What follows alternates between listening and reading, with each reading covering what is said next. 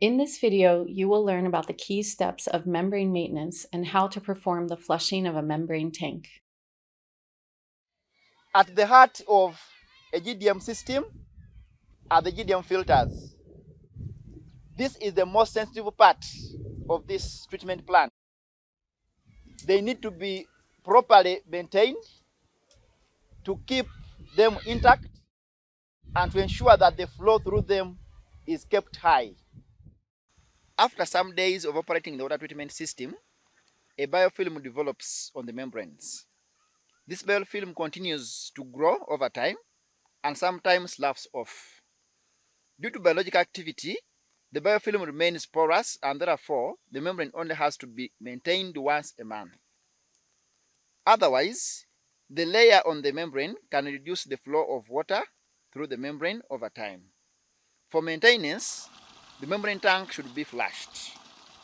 Be conscious, the surface of the membrane is extremely sensitive. It should not be touched at all, also with fingers, otherwise the membranes should easily become damaged and then pathogens could pass through it. The procedure to flush the membrane tank has 4 steps.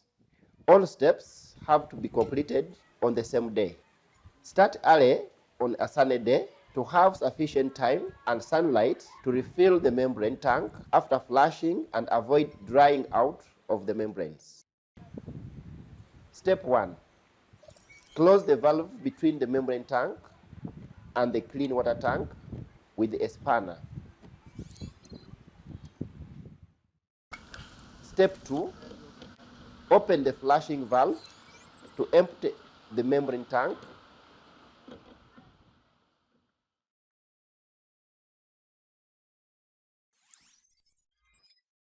It takes approximately 1 hour to empty the entire tank.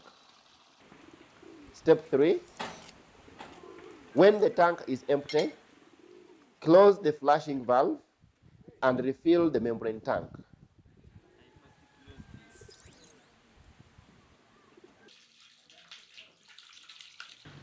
Step 4. After the membrane modules are covered, open the valve between the membrane tank and the clean water tank. Now, the system is operating again as normal. And remember, never touch the surface of the membranes when doing maintenance work in the membrane tank. This video has taught you how to flush the membrane tank.